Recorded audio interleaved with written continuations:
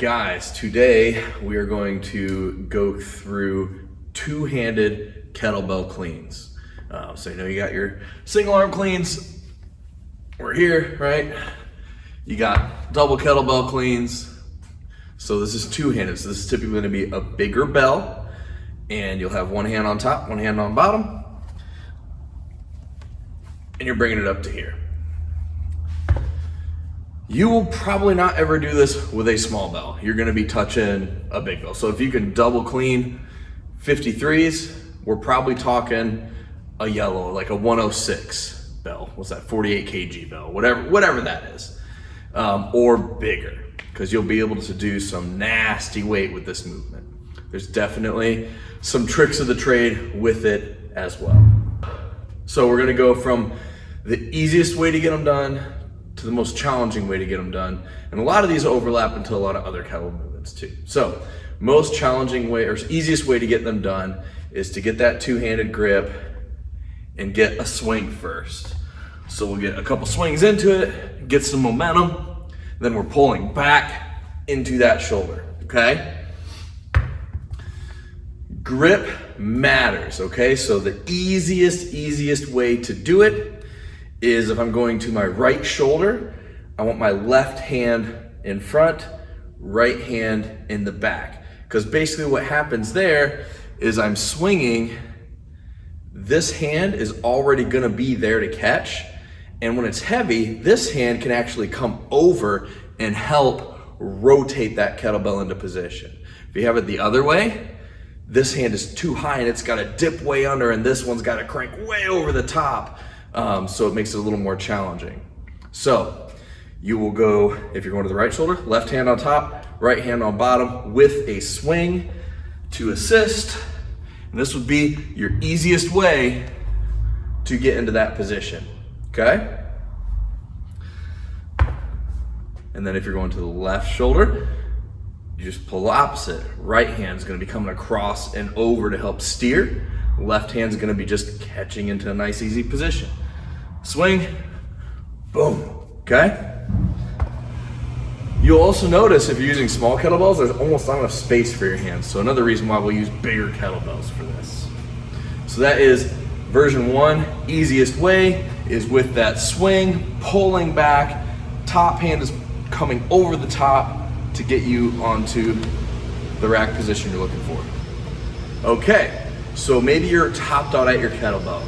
You have like a 90 pound, 97 pound kettlebell. That's the heaviest you got. That's pretty good weight, but you're just motherfucking this thing all over the place and it is no problem. So if you want to make it a little harder, there's a couple things we can do. I wouldn't change your hand grip. I would keep your grip how we had it. First thing I would do is start taking the momentum out, okay? Now, instead of swinging, we're gonna go for a hang. So we stand up with it. And instead of swinging from that hang, we're going straight down, straight up into it. So this is going to be slightly easier than the swing because we're not getting the big momentum from the hips, but we are getting a stretch reflex from the dip and drive. So left hand is on top because I'm going to the right shoulder. We stand up, we dip, we drive, we pull up and over, okay? Other side is the same thing. Dip, up, drive, over. Another variation to make this more difficult. So you are swinging the shit out of your 97, you're hitting it with no problem. You go to the next level. You start doing your hangs. Dip, drive, boom. Dip, drive, boom. No problem, getting really easy again. But you still don't want to spend $300 on another kettlebell. So how do we make it harder than that? This is gonna be a dead stop from the floor. So we don't stand up with it at all. Because if we're up here, we get that dip, we get that stretch reflex, which is helpful. We are now taking all that away. Start with the kettlebell between your feet, a little closer than when you're swinging. So from the bottom, we stand up as hard as we can, boom, and straight up into that position, okay? And if we're going the other way, it's the same idea.